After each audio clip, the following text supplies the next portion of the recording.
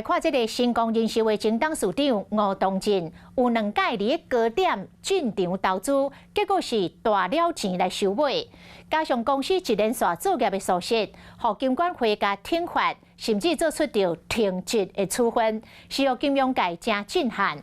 其实过去这10多年来，新光金矿伫吴东进的带领之下，负面的消息甲争议是一直在发生。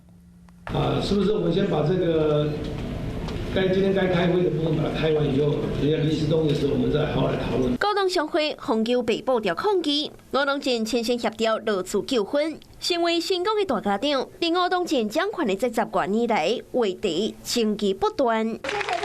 等到活动开始，吴东进才进场，迄晚上了后就随离开，因为新光人寿伫高点卖风达电了将近50亿。最后将新移区的不动产卖掉，才总算机会，留下投资失败印象，严个风波唔难接见。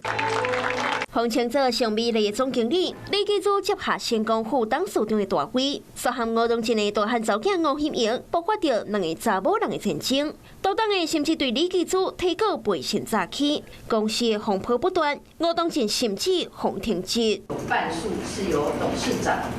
董事长是主席来指定，那成员的结构失衡，不利这个投资决策的客观评估。招商负责管理委员会家己决策投资，产生重大亏损，所不及时提报董事会。2020年，新光人寿去互金管会罚2760万，吴东进防卫当罪未满掉。严格说，伫停职的期间参加不动产的相关会议，担任24班的主席，下指导期。那有没有什么话想说的？